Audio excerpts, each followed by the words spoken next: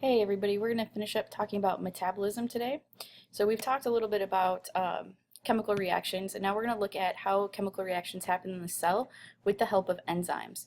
So enzymes are biological catalysts, and a catalyst is anything that speeds up the rate of a reaction. And these enzymes are proteins. So when we talk about protein function and the importance of protein shape, that also ties in really closely with enzymes, as we'll talk about. The enzyme shape is really important to how these chemical reactions take place. So in general, we are looking at just a form of a chemical reaction. So we have A, B, and then C, D added together. So these are our reactants. This is what's going into the chemical reaction. The arrow shows that this chemical reaction is taking place, and then on the other side we have AC plus BD. So the letters have been arranged to show how a chemical reaction would take place, and so we start with our reactants and we end with our products. This graph shows the progress of a reaction and how much energy is required. So even though this reaction is releasing energy, so you can see that the reactants have more energy than the products do, you have this little like hump of energy that you have to get over. And so this is where enzymes come in. This is the activation energy.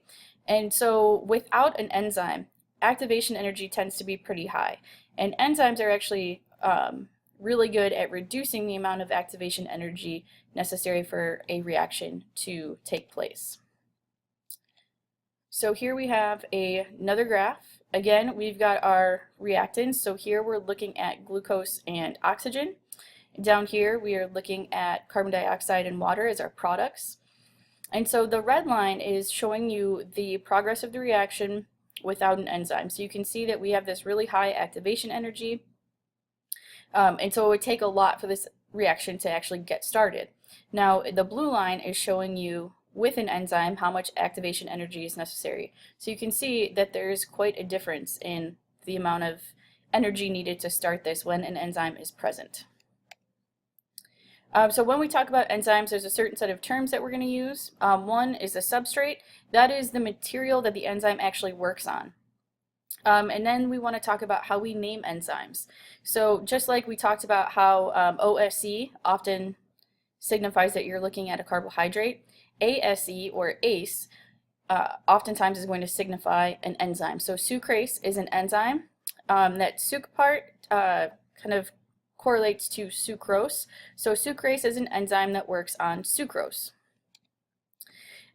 Just be aware, not all enzymes fit that naming pattern. Some of the older ones are a little bit different. But if you see ASE at the end of a word, it's most likely an enzyme. Now we have the active site. And so now the active site is the area where the substrate is actually going to bind to the enzyme. And the active site is really specific to the substrate. So the molecular shape is very specific. Again, we talked a lot about shape of proteins and how important shape is. And this is why it's so important in enzymes, because if that active site has the wrong shape, it's not going to work. So enzyme and substrate are very specific for each other. Here we have an example. So we have an enzyme here. It has a specific active site. The substrate fits into that active site. While it's there, while they're bonded together, we call it an enzyme substrate complex.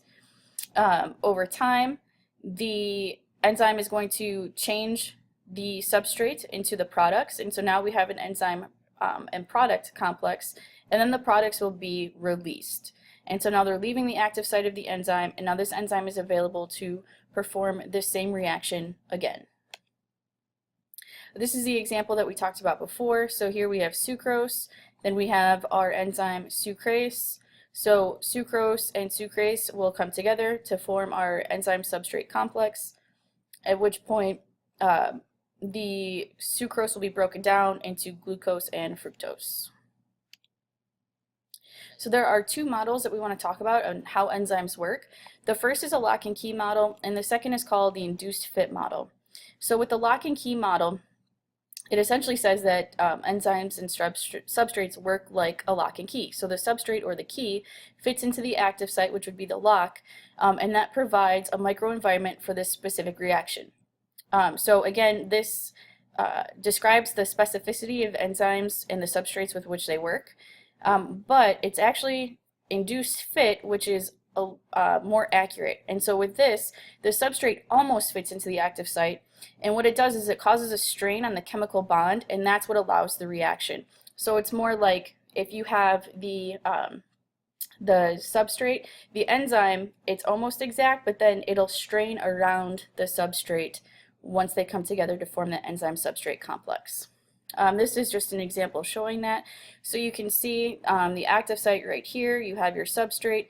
You can tell that it fits in there, but then when they are together, you can see that this enzyme is actually sort of closing in around that substrate, so it is induced fit.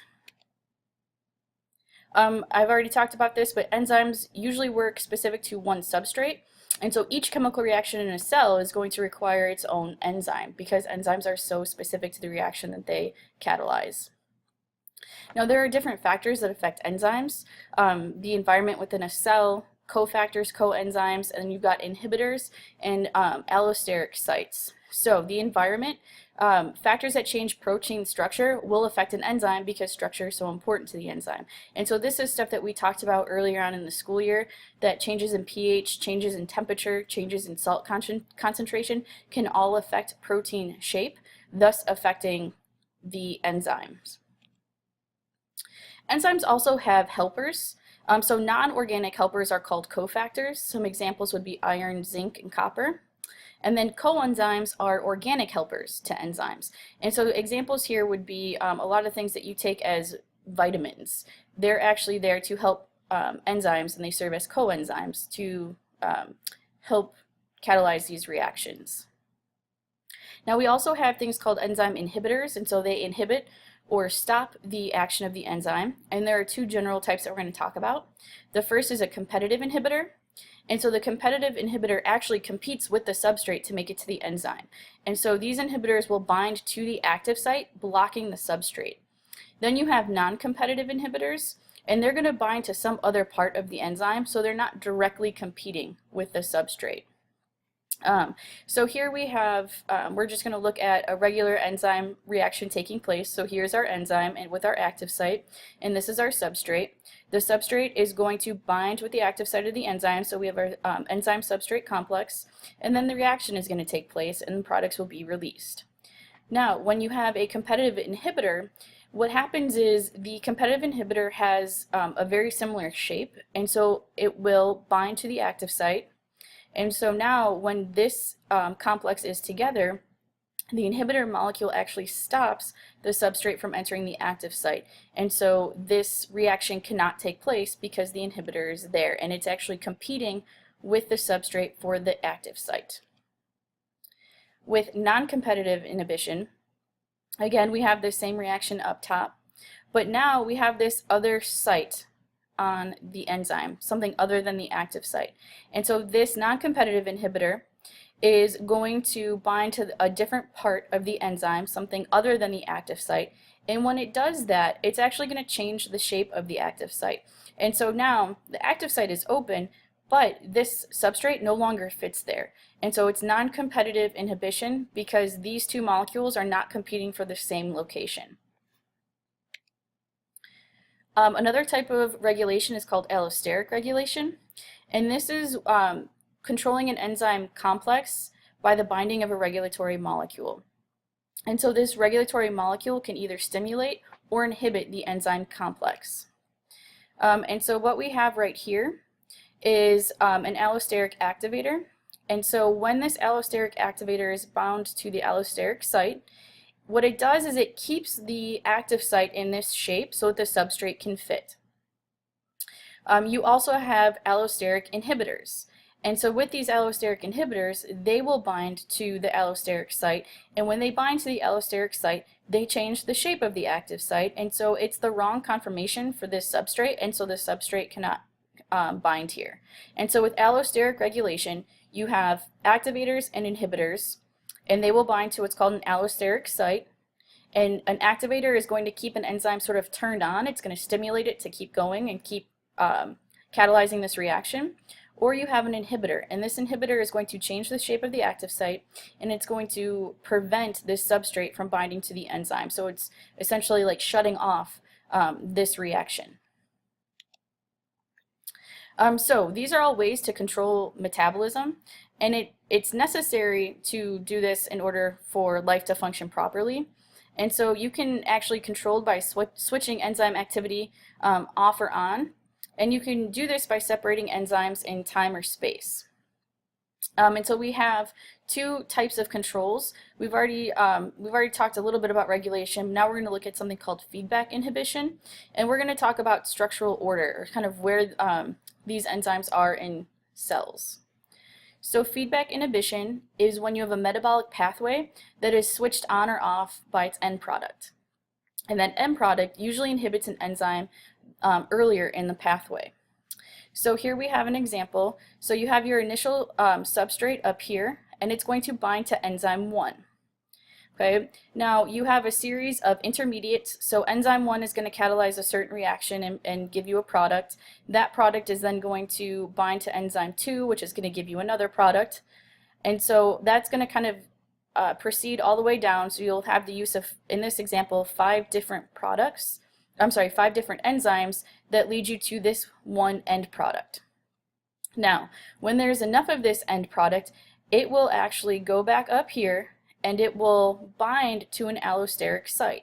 And when this end product binds to the allosteric site, it changes the shape of the active site, so this active site can no longer bind to the substrate. And so essentially it turns off this whole process. All right, so you have your initial substrate, it'll bind to the first enzyme and produce an intermediate. This intermediate will bind to another enzyme, produce another intermediate. And that goes on through 5 different enzymes until you get to your end product. This end product is an allosteric inhibitor for this reaction. So it will come all the way back up here to enzyme 1 and bind to an allosteric site, and it will shut off this process until you run low on end product. Then this end product will release, and then this process will start all over again.